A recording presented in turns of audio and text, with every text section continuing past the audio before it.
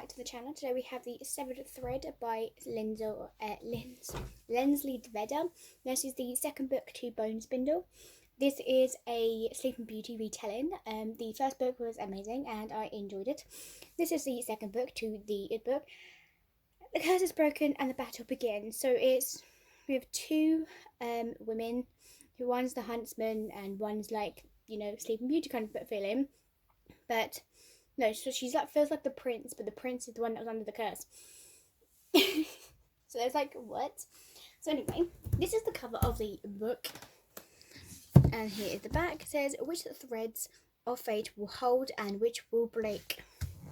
So nothing to the book. It is simply just a black cover with some gold spine. If I can get it up. And read synopsis.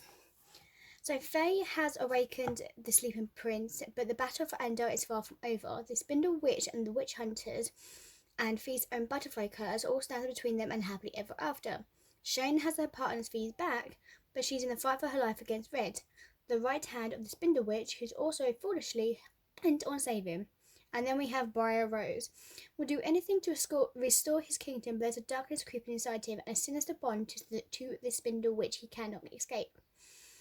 So, all hopes of restoring Andor rest on deciding a mysterious book code, finding the hidden city of the Last Witches, and uncovering a secret lost for centuries, and one of these just might hold the key to the Spindle Witch defeat, if they all can survive all that long. So this was an interesting one, because it's following more the story from the last book of them, with Briar being awakened, but then hell breaks loose and witches come to bride. So this was giving me such of Buffy and kind of like Vampire Slayers. And I was like, what? This is, okay. I see how you go. So Fee and Shane somehow accidentally have a broken Briar Rose, the last prince of Endor, and their best hopes of defeating the dreaded Spindle Witch is bringing peace back to the world. And they have no idea how, and nowhere else for Briar's time is around or able to tell them. But Fee and Shane are nothing if not resourceful, and even facing certain death and profile for Fae's curse. They do what it can. They do what it takes, and not only matters of their hearts, but also easy to do.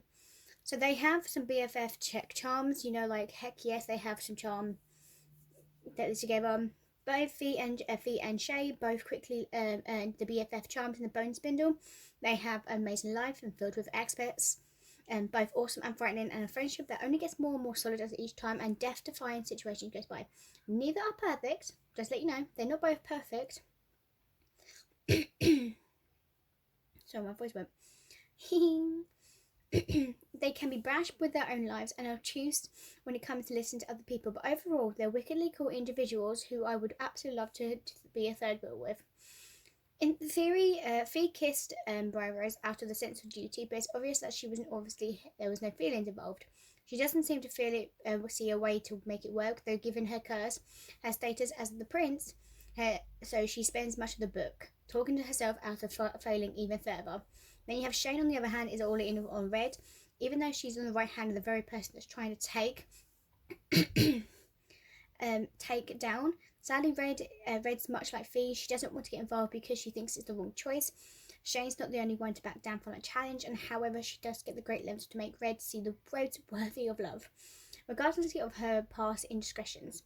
So, if we're talking about adventure, they definitely have that. I love a book with adventure, a bit of romance, and a better retelling. Yes, please give me that. So, if Bone Spindle didn't make it clear, this book certainly does. Vedder excels at writing thought, exciting, no holds barreled in novels that don't skip in the heart. In the past, this is a novel that has kept me in the past my bedtime reading. It's definitely not a bridge book, and it also does the plot along in the bridge-like way, like any other middle novel does. But this was amazing, and I could not stop thinking about it because it just gave me such a delight. And the story itself is both familiar to the Briar Rose Sleeping Beauty aspects and unique.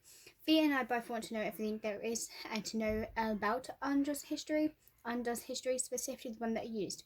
There is a bound factor found family. It did take both Fee and Shane a while to realise how good they were together, but the first book seems them think about their partners as their partnership of the most aspect of their lives. additional variety and to a certain extent. Red makes for a well-rounded family of the right kind. Then we have the awful grown-ups, who which are what the hell? So it's like, okay, we have those, but some of them are pain in the asses. Then we come to a cliffhanger. It's clever. I expected it, but I don't like cliffhangers because I'm like, really, you son of a Dingleberry, I want to know what happens next. And then you find out that the next book's not out till next year or when you're like, God dang it, really? So you have to like reread it so you know where you are. It's just like, you stress me out. It's just like, it's a good book to find, and if you have not read this book, go and find it now because this book is amazing. Okay? Go and find it, go and read it, and I'll tell you now, do it. Thank you guys for watching, and see you guys next time. Peace, bye.